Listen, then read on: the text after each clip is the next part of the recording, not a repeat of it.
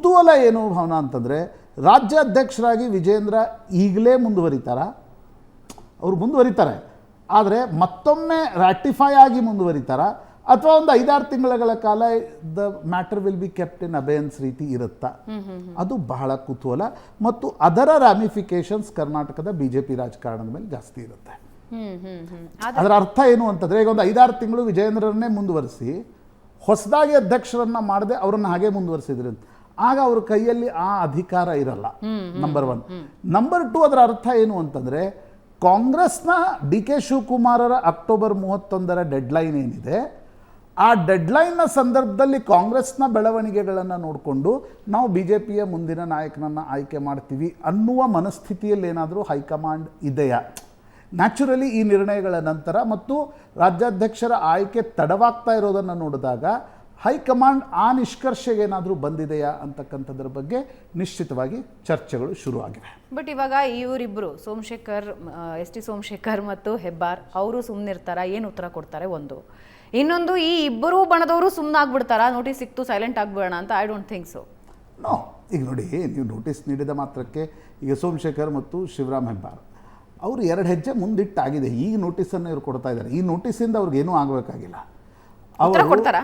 ಅಲ್ಲ, ಅವ್ರು ಯಾಕೆ ಉತ್ತರ ಕೊಡ್ತಾರೆ? ಅವರು ಬಿ ಜೆ ಪಿಯಲ್ಲಿ ನಾವಿರಲ್ಲ ಅನ್ನೋದನ್ನು ಈಗಾಗಲೇ ಸ್ಪಷ್ಟಪಡಿಸಿದ್ದಾರೆ. It is for B J P to take disciplinary action or not. Political ಪಾರ್ಟಿಗಳ ಒಂದು ಅನಿವಾರ್ಯತೆ ಏನಿರುತ್ತೆ ಅಂದರೆ, ನೀವು ಜನಪ್ರತಿನಿಧಿಗಳಿಗೆ ನೋಟಿಸ್ ಕೊಟ್ಟು ಸಸ್ಪೆಂಡ್ ಮಾಡಿದಿರಿ ಅಂತ ಅಂದ್ಕೊಳ್ಳೋಣ. ಹಿಂದೆಲ್ಲ ಆಗ್ತಾ ಇತ್ತು. ನೀವು ನೋಟಿಸ್ ಕೊಟ್ಟು ಸಸ್ಪೆಂಡ್ ಮಾಡಿದರೆ ನಾಳೆ ಯಾವುದೋ ಒಂದು ರೀತಿಯಾಗಿರ್ತಕ್ಕಂಥ ಪರಿಸ್ಥಿತಿ ನಿರ್ಮಾಣವಾಗಿ ನಿಮಗೆ ಇಬ್ಬರು ಶಾಸಕರ ಬೆಂಬಲ ಬಹಳ ಮಹತ್ವಪೂರ್ಣ ಅಂತಕ್ಕಂಥದ್ದು ಬಂದರೆ, ಮತ್ತು ಹೋಗೋದಾದರೆ ಅವರು ಸದಸ್ಯತ್ವಕ್ಕೆ ರಾಜೀನಾಮೆ ಕೊಟ್ಟು ಹೋಗಲಿ ಅಂತ ಪೊಲಿಟಿಕಲ್ ಪಾರ್ಟಿಗಳು ಬಯಸ್ತವೆ.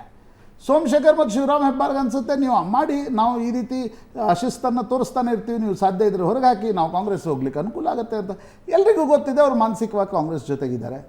ಹೀಗಾಗಿ ಅವರೇನು ಉತ್ತರ ಕೊಡ್ತಾರೆ ಅಂತ ಅನಿಸಲ್ಲ. ಬಟ್ ನೋಡಿ, ಈಗ ಯತ್ನಾಳ್ರಿಗೂ ಕೂಡ ಹೈಕಮಾಂಡ್ ನೋಟಿಸ್ ಕೊಡ್ತು. ಏನಾಯ್ತು ಅದರದ್ದು ಮುಂದೆ? ಯತ್ನಾಳ್ರ ಒಂದು ಫ್ಯಾಕ್ಟ್ರಿ ಉದ್ಘಾಟನೆ ಇದೆ ಗುಲ್ಬರ್ಗದ ಚಿಂಚೋಳಿಯಲ್ಲಿ. ಅದಕ್ಕೆ ನಿತಿನ್ ಗಡ್ಕರಿ ಬರ್ತಾ ಇದ್ದಾರೆ. 8-9 ತಾರೀಕು ಫ್ಯಾಕ್ಟ್ರಿ ಉದ್ಘಾಟನೆ ಇದೆ, ಅದಕ್ಕೆ ನಿತಿನ್ ಗಡ್ಕರಿ ಬರ್ತಾ ಇದ್ದಾರೆ. ಯತ್ನಾಳ್ರು ವಿಜೇಂದ್ರ ವಿರುದ್ಧ ಮಾತನಾಡ್ತಾನೆ ಹೋದರು. ಈಗ ಬಿ ಪಿ ಹರೀಶ್ರಿಗೂ ನೋಟಿಸ್ ಕೊಡಲಾಗಿದೆ. ಬಿ ಜೆ ಪಿ ಹೈಕಮಾಂಡ್ನ ನೋಟಿಸ್ಗಳಿಗೆ ಆ ಪೊಲಿಟಿಕಲ್ ವ್ಯಾಲ್ಯೂ ಉಂಟಾ ಅಂತಕ್ಕಂಥದ್ದೇ ಪ್ರಶ್ನೆ. ಆದರೆ ನೋಟಿಸ್ ನೀಡಿದ್ದಾರೆ ಅಂತ ನೋಟಿಸ್ ನೀಡುವುದರ ಮೂಲಕ ಹೈಕಮಾಂಡ್ ಹೇಳಲಿಕ್ಕೆ ಬಯಸ್ತಾ ಇದೆ, ಎರಡೂ ಬಣಗಳ ಏನು ಮಾತುಗಳಿವೆ, ಚಟುವಟಿಕೆಗಳಿವೆ, we are not happy with it ಅಂತ. ರೈಟ್. ಹಾಗಾದರೆ ಈ ಎರಡೂ ಬಣದ ನಾಯಕರು ಏನೇನು ಉತ್ತರ ಕೊಡ್ತಾರೆ? I am curious about S T Somashekar and Hebbar ಅವರು ಏನು ಉತ್ತರ ಸಿಗುತ್ತೆ. 72 ಅವರ್ಸಲ್ಲಿ ಉತ್ತರ ಕೊಡಿ ಅಂತ ಹೇಳಿದ್ದಾರೆ. ನೋಡೋಣ ಈ ನೋಟಿಸ್ ರಾಜಕೀಯ ಯಾವ ಮಟ್ಟಕ್ಕೆ ಹೋಗಲ್ಲ. ಜನಸಾಮಾನ್ಯರಾಗಿ ನಿಮ್ಮ ಅಭಿಪ್ರಾಯ ಏನಿದೆ Bhavana? That is 100% right. Not political ಪಾರ್ಟಿಗಳು ಯೋಚನೆ ಮಾಡುವ ರೀತಿ ಬೇರೆ ಇರುತ್ತೆ. ಬಟ್ ಒಂದೇ ಒಂದು ಪ್ರಶಾಂತ್, ಪೊಲಿಟಿಕಲಿ ನೀವು ಏನೇ ಪಟ್ಟುಗಳನ್ನು ಹಾಕಿದ್ರು ಕೂಡ ಎಂಡ್ ಆಫ್ ದ ಡೇ ನಿಮ್ಮನ್ನ ಕಾರ್ಯಕರ್ತರು ನೋಡ್ತಾ ಇರ್ತಾರೆ. ಇವಾಗ ಕಾರ್ಯಕರ್ತ ಏನಾದರೂ ಒಂದು ತಪ್ಪು ಮಾಡಿದ್ರೆ ಅದಕ್ಕೆ ನೀವು ಶಿಸ್ತಿನ ಪಕ್ಷ, ನಾವು ಶಿಸ್ತಿನಿಂದ ಕ್ರಮ ಕೈಗೊಳ್ತೀವಿ ಅಂತ.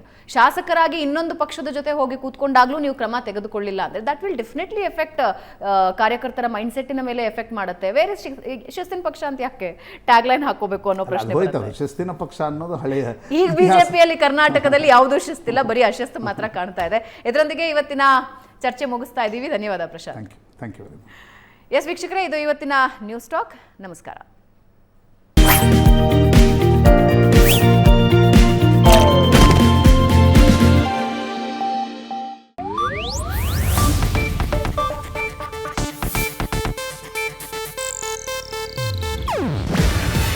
ಇದು ಏಷ್ಯಾನೆಟ್ ನ್ಯೂಸ್ ನೆಟ್ವರ್ಕ್ ಪ್ರಸ್ತುತಿ.